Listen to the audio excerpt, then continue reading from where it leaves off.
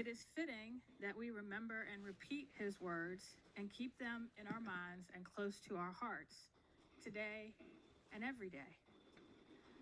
The Virginia Dr. Martin Luther King Jr. Memorial Commission, of which I have been privileged to chair, is charged with the task of honoring Dr. King's life and legacy and continue his work. The enormity of that task is never far from my mind, nor is the question of how we can achieve his vision of a beloved community. The dream of a beloved community in which peace, justice, and love will prevail over hatred and division. That dream is uncontroversial, and I believe that every one of us wants to live in that world. I would ask, though, that today we also remember Dr. King's legacy of love and peace, that while we remember his legacy of love and peace, we also remember that during his lifetime, he was hated. He was subject to fierce opposition. He was threatened and imprisoned, surveilled by the FBI. At the age of 29, he was stabbed at a book signing and nearly died. And at the age of 39, he was killed by an assassin's bullet. Through it all, up until his death, he remained unfailingly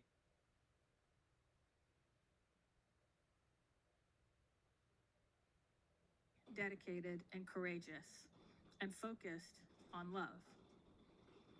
His message of love and peace are full of hope, and they inspire us. And like most of us do, Dr. King wanted to end racism, end war, and end poverty. He had an uncommonly eloquent way of expressing that dream. But beyond wanting it, through his words, his action, and leadership, he showed that discomfort, disruption, resistance, self-liberation, and a full overturning of the status quo were necessary to get there. During his lifetime, this made him a radical figure. This would still make him a radical figure today. This year marks the 60th anniversary of the March on Washington and his famous "I Have a Dream" speech. Everyone remembers and quotes the end of the speech. Too many ignore the rest of it. Dr. King talked about more than just treating people the same, regardless of color. He talked about redressing inequity in our nation, making the reality of the ideals upon which our nation were founded.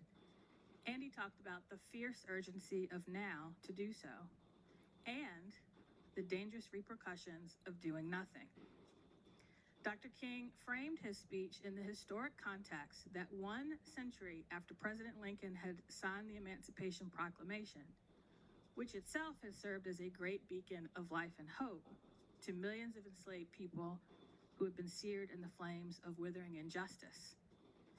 He reminded us that 100 years after that moment, Black Americans still had not achieved the full freedom and equality, but instead were, quote, sadly crippled by the manacles of segregation and the chains of discrimination, and living, quote, on a lonely island of poverty in the midst of a vast ocean of material prosperity, languishing in the corners of American society, and exile in his own land. The purpose of the March on Washington was to dramatize the shameful condition, the chasm between the promise of equality and liberty in our nation's founding documents and the reality for Black Americans in 1963.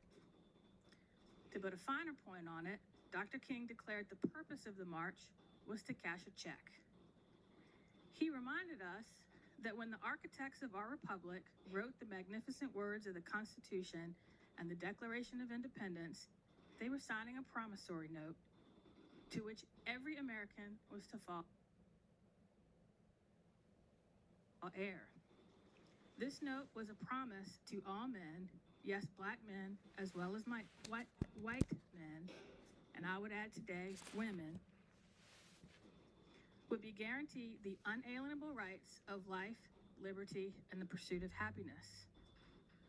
The march was to call out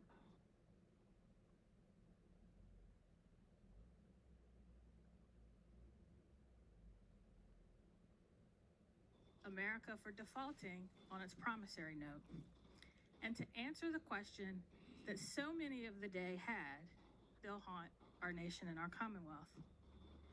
He would not be satisfied while consumerism and materialism remain woven into the fabric of our society. He would not be satisfied in a world where nations are quick to take military action and human lives are treated as dispensable. He would not be satisfied that there is no time to mourn the victims of one mass shooting before there's another. He would not be satisfied while a climate crisis looms and governments delay meaningful action. As he said in his speech, no, we are not satisfied, and we will not be satisfied until justice rolls down like waters and righteousness like a mighty stream. As we remember his life today, let us also remember that when he spoke of his dream, he admonished us that change does not roll in on the wheels of inevitability, but comes through continuous struggle. Let us remember that Dr. King struggled, but he also changed the world. And yet, he still wasn't satisfied. Next month also marks the 55th anniversary of the Kerner Commission report, which examined the causes of the 1967 race riots in the United States and provided recommendations for the future. If you read it, it could have been written today. The report's recommendations include creating new jobs, constructing new houses, and putting an end to de facto segregation in order to wipe out the destructive ghetto environment. It recommended the creation of government programs to provide needed services, to hire more diverse and sensitive police forces, and to invest billions in housing programs aimed at breaking up residential segregation. When he read it, Dr. King called the report a physician's warning of approaching death with a prescription for life. Indeed, the report echoed the themes of his own work as laid out in his final book, Where Do We Go From Here? But nobody listened. To the contrary, the backlash at the time to the report and to the civil rights gains made by African Americans in the 1950s and 60s was immediate. And it culminated in the racially exploitative Southern strategy that elected Richard Nixon. That backlash was reminiscent of Jim Crow law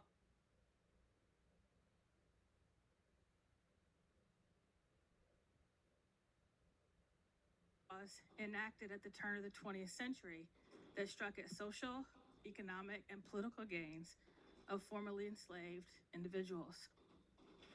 Over the past few years, we've seen that backlash materialize again in response to the election of Barack Obama and in response to gains made in the wake of George Floyd's murder. Now is the time, though, not to hide from our history.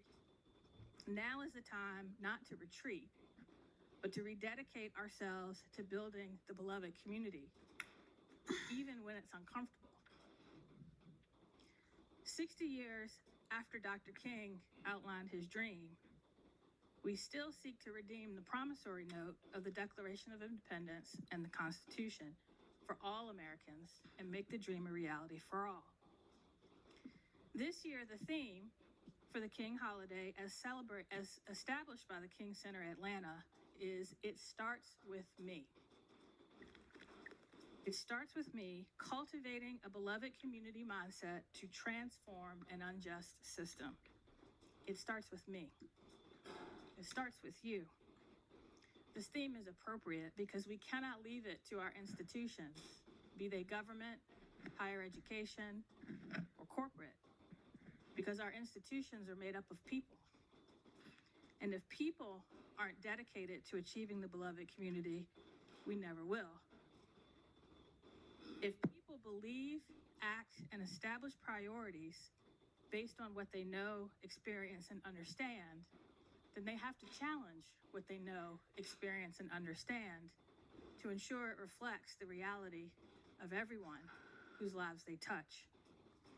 So I challenge you, my colleagues, today, when you honor Dr. King today and every day, continue to ask yourself, what am I doing today and every day to achieve his dream of a beloved community?